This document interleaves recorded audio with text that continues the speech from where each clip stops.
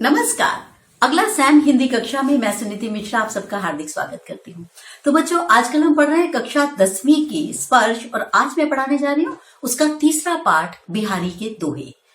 तो बिहारी जी के विषय में मैं आपको एक चीज बताना चाहती हूँ कि जो इनके दोहे हैं वो भले देखने में दो दो पंक्तियों के दोहे लगे, लेकिन इनका जो भाव है वो बड़ा गंभीर है और बड़ी इनका भाव सौंदर्य, इनका शिल्प सौंदर्य दोनों ही दृष्टियों से ये बड़े उत्तम है। भाव क्या होता है, मतलब इमोशन, और शिल्प क्या होता है, कला की दृष्टि से, मतलब और अलंकार कैसे हैं, गुण कैसा है, जो मैं पिछले पाठ में आपको बता रही थी, रस कैसे मिल रहा है इसमें। तो कुछ श्रृंगार रस के दोहे हैं, कुछ इनके भक्ति रस के दोहे हैं, तो दोनों ही प्रकार के मिलाकर ये दोहे इसमें है। इनके लिए एक बात कही जाती है, मैं बताना चाहूंगी। सतसैया के दोरे जो नाविक के तीर, देखन में छोटे लगे घाव करें गंभीर। कि जो ये बिहारी जी हैं, इनके दोहे ऐसे हैं, नाविकों के तीर जो होते हैं ना, कहते हैं वो देखने में छोटे छोटे होते हैं लेकिन बड़ा गंभीर घाव कर देते हैं। तो कह रहे हैं ऐसे ही इनके दोहे हैं कि देखने में छोटे लगते हैं लेकिन बात वो ऐसी कहते हैं कि आपके मन को छू जाए। ठीक है, तो आइए पढ़ते हैं बिहारी के दोहे। तो बच्चों, मैंने आपको बता ही दिया कि कुछ श्रृंगार परक हैं, कुछ लोक व्यवहार से संबंधित हैं, कुछ नीति के हैं, और इसी प्रकार से आपके जो पाठ्यक्रम है उसमें मिले जुले कुछ दोहे हैं। मैं आपको बताती जाऊंगी किस प्रकार से हमें इनको आगे बढ़ना है। पहला है इनका भक्ति से संबंधित, कृष्ण से श्री कृष्ण की इसमें महिमा गाई गई है, श्री कृष्ण के रूप सौंदर्य का वर्णन किया गया है। तो सोहत ओढ़े पीत पट श्याम सलोने गात, मनो नीलमणि सैल पर आतप पर्यो प्रभात।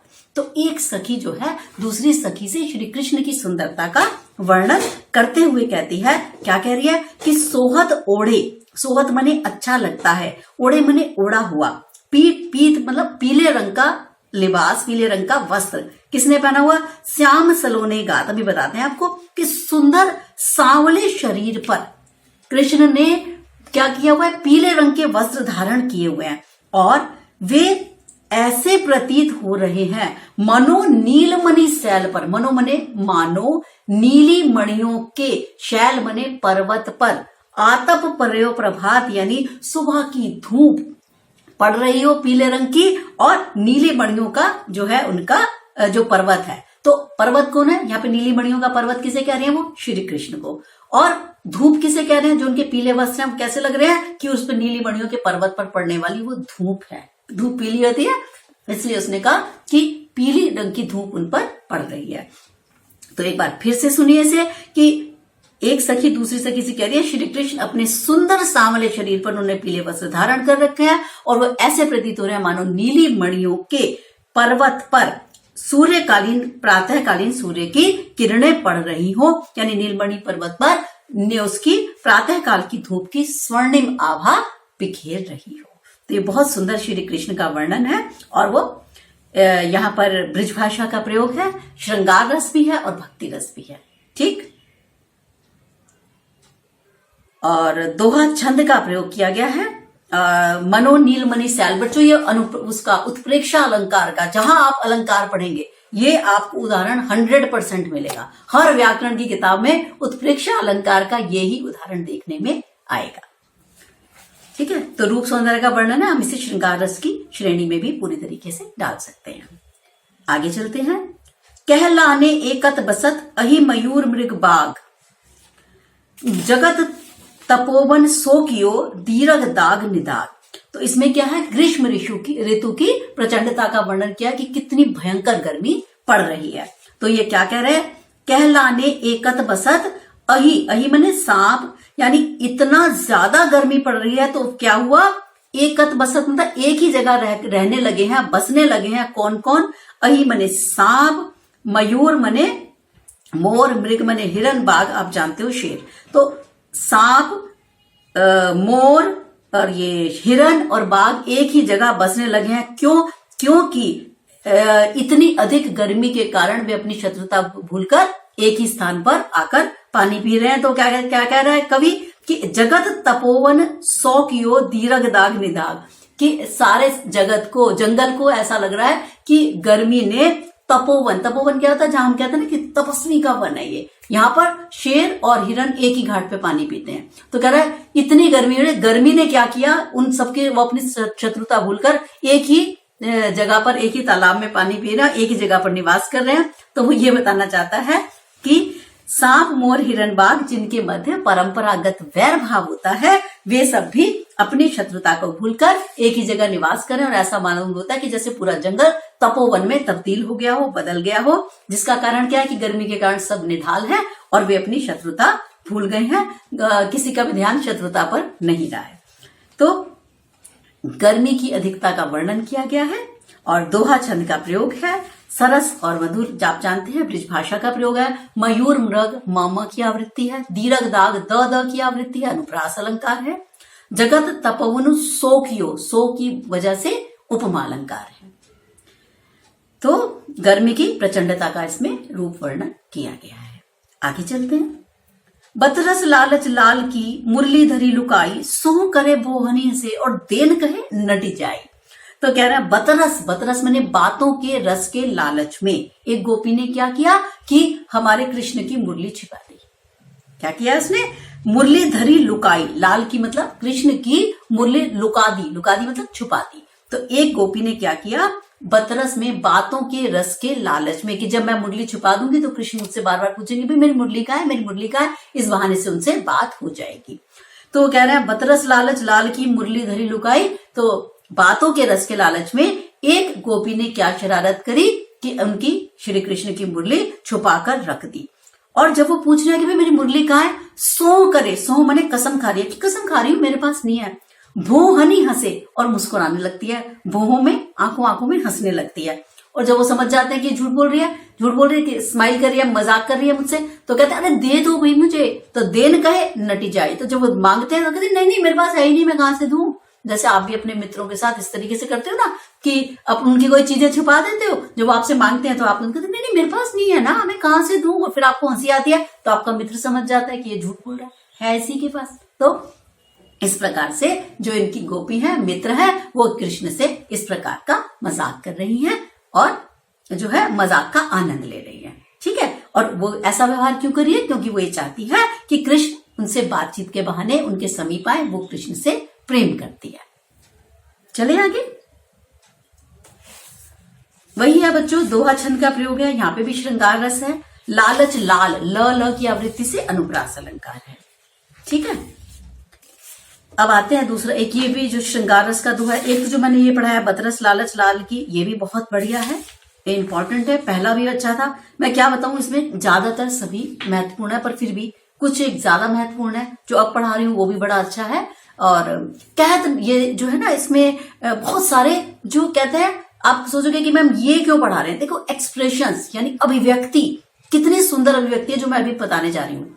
कितने सारे इसमें एक एक दोहे में कितने सारे एक्सप्रेशंस है। तो इसको क्या कहते हैं? अभिव्यक्ति है। प्रेम की अभिव्यक्ति किन किन माध्यमों से की जा सकती है। तो सुनिए, कहत नटत रीझत कीजत मिलत खिलत लजियात, भरे भवन में करत है नैननु ही सो बात। जो मैंने बोला ये 7 अभिव्यक्तियां हो गई। तो कहत कहते हैं कि नायक ने अपनी प्रेमिका से कुछ कहा। नट कहत नटत, तो प्रेमिका ने उसको मना कर दिया। रीझत, इस बात पे वो रीझ गया, उसको बहुत अच्छा लगा, उसको बड़ा आनंद आया, तो वो रीझ गया। रीझत, खीजत, प्रेमिका खींच गई, ये क्या बात हुई। मिलत, फिर दोनों के नेत्र पुनः मिले। फिर क्या हुआ?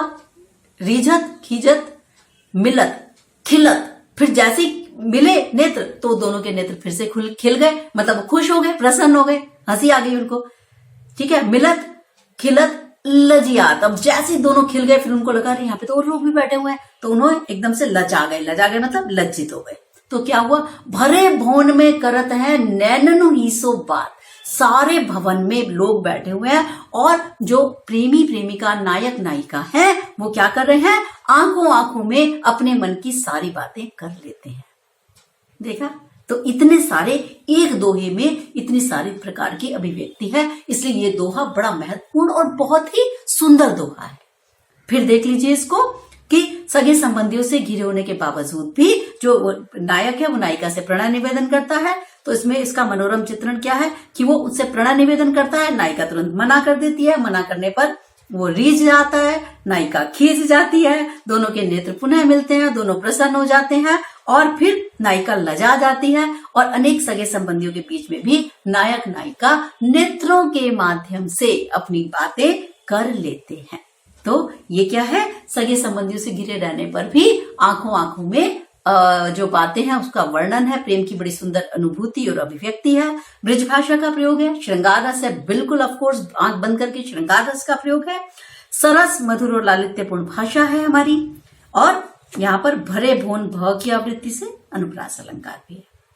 तो ये जो दोहा है ये इंपॉर्टेंट है, इसीलिए मैंने आपको 2-3 बार बता दिया, अच्छे से करके जाना। चलिए, बैठी रही अति सघन मन, पैठी सदन तन माह, देखी दोपहरी जेठ की, छाहो चाहती छाह। वो क्या कह रहे हैं कि कवि कहता है कि जेठ मतलब जो भयंकर गर्मी के दिन है, जून वाले, मई जून वाले, इसकी प्रचंडता का वर्णन करने के लिए क्या बता रहा है कि प्रचंड ताप के कारण जो बाहर जाने की अपेक्षा क्या करना चाहिए भैया, हमें घर में ही रहना चाहिए, ये बता रहा है। तो बाहर भी कह रहा है कहीं भी छाया दिखाई नहीं देती। आप देखते हो जब दोपहर में आप निकलो ना तो आपकी छाया भी, परछाई भी बड़ी छोटी सी हो जाती है और वो हमारे भीतर ही जैसे घुस जाती है। मतलब जब मैं चल रही हूं तो मेरी परछाई छोटी सी है और वो ऐसा लगता है क्या कि छाया भी को भी छांव की आवश्यकता महसूस हो रही, कि छाया को भी इतनी गर्मी लग गई कि वो सोचे मैं बाहर को ना आऊं तो मुझे धूप लग जाएगी, तो वो भी मेरे अंदर मेरे साथ साथ ही चिपक चिपक के चलना चाहती है। तो कवि ये कह रहा है कि छाया को भी छाया की छाया चाहती, छा मतलब छाया भी छाया चाहने लगी है, यानी वो भी लगता है घने जंगलों में जाकर कहीं बैठ गई है, बाहर कड़ी धूप है और सूरज बिल्कुल सिर के ऊपर होने के कारण छाया भी दुपक के कहीं बैठ गई है। वृक्षों की छाया, घरों की छाया भी अपने घर से नहीं निकल पा रही है, भीतर ही रहती है। तो कुछ नहीं है, इसमें जेठ की प्रचंडता यानी गर्मी की प्रचंडता का वर्णन किया गया है। तो छाया का मानवीकरण किया गया है, तो इसलिए यहाँ पर मानवीकरण अलंकार है। दोहा छंद है, ये तो आप जानते ही है, ब्रज भाषा है, और जो है उत्प्रेक्षा जाने छाहो चाहती छा में उत्प्रेक्षा अलंकार है, और जो ये है देख दोपहरी द की आवृत्ति से अनुप्रास अलंकार है। ठीक है, चलिए आगे। 6 कागद पर लिखत न बनत, कहत संदेशु लजात, कहिए सब तेरो यो मेरे हिये की बात। अब ये एक नायिका है जो बड़ी दुखी है और वो क्या कह रही है कि मैं चाहती तो हूं अपने प्रियतम तक अपना दुख भरा संदेश पहुंचाना, लेकिन क्या कागज पर लिखत न बनत, कहते मैं कागज पे लिखना चाहती हूँ, लेकिन होता क्या है कि मेरी आंखों में से आंसू आने लगते हैं, मुझे पसीना आने लगता है, घबराहट होने लगती है, कंपन होने लगता है प्रेम की अधिकता के कारण। तो क्या होता है कि मैं एक पत्र भी नहीं लिख पा रही अपने जो मेरा प्रियतम है उसको। तो कह रहे कहते संदेशु लजात, और मुझे लज्जा भी बहुत आती है, तो कह रहे मैं कुछ भी लिख के अपने दूत के माध्यम से अपने प्रियतम को संदेश नहीं भेज पाती। कहियो सब तेरो यो मेरे हिये की बात। तो कह रही है नायिका कि मेरे दुख को तो आप समझ ही सकते हो, क्योंकि जितना आपके विरह में मैं परेशान हूं उतना ही आप भी मेरे विरह में व्याकुल हैं। तो मेरा दिल की बात आपका दिल या आपका हृदय बड़ी आसानी से, बड़ी सुलभता से जान सकता है। जैसे 2 सच्चे मित्र या 2 सच्चे प्रेमी होते हैं, कितनी बार आप बिना कहे भी अपने बात को, अपने जो संदेश है उसको दूसरे तक पहुंचा सकते हैं। तो यहाँ पर भी इसी प्रकार का सच्चे प्रेम का वर्णन किया गया है कि जिन 2 पक्षों में सच्चा प्रेम होता है उन्हें हर चीज लिख के मुंह से बोलकर बताने की आवश्यकता नहीं होती, बल्कि एक दूसरे के हृदय की बात वे बिना कहे भी पढ़ लेते हैं। तो यह भी श्रृंगार रस का है, कोई वो ही नहीं है इसमें। लेकिन वियोग पक्ष का, श्रृंगार के 2 पक्ष होते हैं, एक संयोग पक्ष, एक वियोग पक्ष। वियोग क्या होता है, जो उसमें प्रेमी के बिना रहते हैं, और संयोग क्या होता है, जिसमें मिलन का वर्णन होता है। तो ये श्रृंगार का वियोग पक्ष का वर्णन है। दोहा छंद है, माधुर्य गुण है, और ब्रजभाषा का प्रयोग किया गया है, और थोड़ा अतिशयोक्ति में बात की जा रही है, और अनुप्रास अलंकार का प्रयोग है। ठीक है, चले आगे चलते हैं बच्चों। 7वां, प्रगट भये द्विज राजकुल, सुबस बसे ब्रिज आय, मेरो हरो कलेश सब, केशव केशव राय। एक ना इसमें यहाँ जानना जरूरी है, जो हमारे बिहारी जी हैं इनके पिता का नाम था केशव। तो ये क्या बता रहे हैं आपको कि देखो, एक हमारे कृष्ण का नाम क्या है, केशव। तो वो दोनों के बारे में बताते हुए बता रहे हैं कि भैया तुम्हें तो मेरी बाधा हरनी है। क्यों? क्योंकि तुम तो मेरे पिता तुल्य हो, तो मेरे पिता का नाम भी केशव और आप भी ठहरे केशव, तो हे केशव मैं तो दोनों तरफ से तुम्हारा भक्त हूं, पुत्र हूं, मेरी रक्षा करो। चले पढ़ते हैं। प्रगट भये द्विज राजकुल, सुबस बसे ब्रिज आई। तो इसमें कवि ने अपने पिता और श्री कृष्ण को दोनों को यानी कह रहा है एक साथ अपना संरक्षक मतलब मानते हुए उनसे निवेदन किया है कि पिता अपनी संतान का दुख भरने वाला होता है।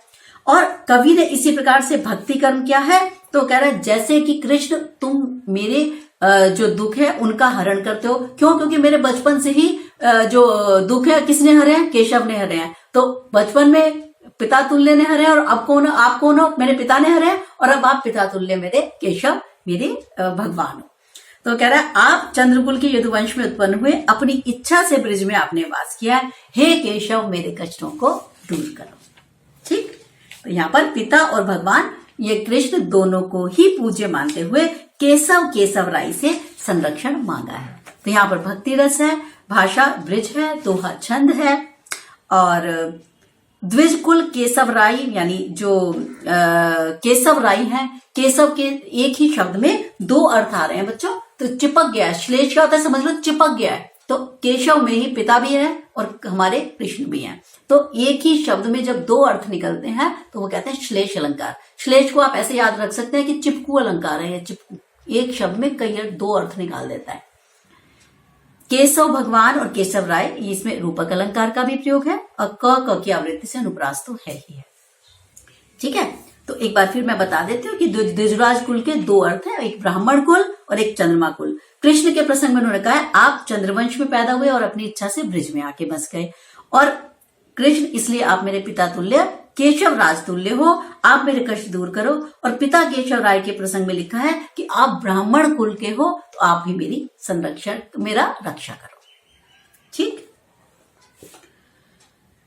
अब अंतिम दोहा करते हैं। जैसे कि आप जानते हो उस समय बहुत ज्यादा आडंबर पाखंड था और हमारे कविराज जो थे बेचारे सब परेशान थे, चाहे वो उधर से कबीर बात करें चाहे इधर से बिहारी बात करें, और आडंबरों के खिलाफ कोई भी बोलता था तो उसके लोग परेशान कर देते थे। तो फिर भी ये लोग रुकते नहीं थे। ये भी इसी प्रकार का दोहा है जिसमें वो आडंबरों पर गुस्सा, अपना आक्रोश प्रकट करते हैं। तो पढ़ते हैं अंतिम दोहा। जप माला छापा तिलक सरई न एकौ काम, मन काचे नाचे वृथा साचे राचे राम। तो क्या बता रहे हैं कि जप माला मतलब मन के माला के जपने से, ठीक है, छापे राम नाम का छापा, राम राम राम राम नाम की चादर पहनने से एक भी काम नहीं सरने वाला एक भी काम नहीं तुम्हारा जो है सिद्ध होने वाला। फिर कैसे सिद्ध होगा? यानी मन कांचे, मन तो तुम्हारा कच्चा है, और नाचे वृथा और बेमतलब का इधर उधर नाचता फिर रहा है, साचे राचे राम। तो इस प्रकार से किस प्रकार से तुम्हें सच्चे राम की प्राप्ति हो सकती है, यानी भगवान की प्राप्ति तुम्हें कैसे हो सकती है? आइए अब इसको पंक्तिबद्ध करते हैं। तो इस दोहे में क्या बताया गया कि बाह्य आडंबरों का विरोध किया गया जैसा मैं आपको बता चुकी हूं, और सच्चे मन से ईश्वर की आराधना करने पर जोर दिया गया है। तो कह रहा है कि दिखावा ढोंग आदि करने से ईश्वर प्रसन्न नहीं हो सकते। बनावटी भक्ति मत करो, यानी माला जपना, माला जपे, तिलक लगा लेना, लंबे लंबे तिलक लगाने से नहीं होगा, राम नाम की चादर ओढ़ने से भी ईश्वर की प्राप्ति नहीं होगी। ये सब क्या है? ये सब बाहरी दिखावे हैं, ये बाहरी ढोंग है, इनसे प्रभु भक्ति नहीं मिल सकती। यानी कच्चे मन वाले लोग, जिनके मन तो इधर उधर नाचता रहता है और सोचते हैं कि हमें ईश्वर की प्राप्ति हो जाएगी सिर्फ ये राम नाम की चादर ओढ़ने से, नहीं होगी। तो कह रहा है जब तक आपका मन निर्मल नहीं होगा, मन शुद्ध नहीं होगा, मन स्वच्छ नहीं होगा, तब तक आपको राम ईश्वर की प्राप्ति नहीं हो सकती, क्योंकि राम तो सिर्फ सच्ची भक्ति देखकर ही प्रसन्न हुआ करते हैं। देखिए, ये इतने पुराने समय में भी हमारे ही मन की बात कह रहे हैं, है ना। हम भी तो यही कहते हैं। आपको क्या लगता है जो बहुत पाखंड करते हैं वो बहुत बढ़िया उनको ईश्वर की प्राप्ति होने वाली है? नहीं भाई, लोगों से प्रेम नहीं करते, वैसे राम नाम की चादर ओढ़ेंगे, घंटे घंटे एक टांग पे खड़े होकर तपस्या करेंगे, और कोई भी दिख जाए ना कभी किसी पशु पे, ना पक्षी पे, ना घर में काम करने वाले लोगों पर किसी से भी अच्छा व्यवहार नहीं करते, और वो सोचते हैं उन्हें राम नाम की प्राप्ति होने वाली है। ना ना ना, कुछ नहीं होने वाला। तो हमारे मन की बात है ये कि बिल्कुल सच्चा मन अगर आपके पास है तो ही आपको ईश्वर की प्राप्ति होगी, वरना क्या होगा? वरना तो ये सब बातें बेकार की हैं, आपको ईश्वर की प्राप्ति नहीं हो सकती। तो यहाँ पर बच्चों वही है कि सभी आडंबरों को छोड़ने की बात की गई है। दोहा उपदेश परक तो है ही है, और जो भाषा है ब्रिज भाषा है। निश्चल भक्ति भावना की अभिव्यक्ति की गई है और साचे राचे राम र र की आवृत्ति से अनुप्रास अलंकार है और जो है आडंबर का विरोध किया गया है। तो ठीक है, तो बच्चों इसका एक तो प्रश्न मैं आपको इंपॉर्टेंट बता देती हूं। एक तो बिहारी के जो दोहे हैं, इस विशेष तौर पे जो मैंने आपको अंतिम कराया ये भी बहुत इंपॉर्टेंट में आता है। और जो मैंने आपको एक्सप्रेशंस वाला बताया था कि कहत नटत रीझत खींचत मिलत खिलत लजियात, आपको उसको भी ठीक से आपको करना होगा, वो भी आप अच्छी तरीके से कर जाइएगा। तो बस ये है आपका जो बिहारी से संबंधित दोहा था। तो अब हम मिलेंगे बच्चों आपको फिर अगले पार्ट में। तब तक के लिए आज्ञा दीजिए। नमस्कार।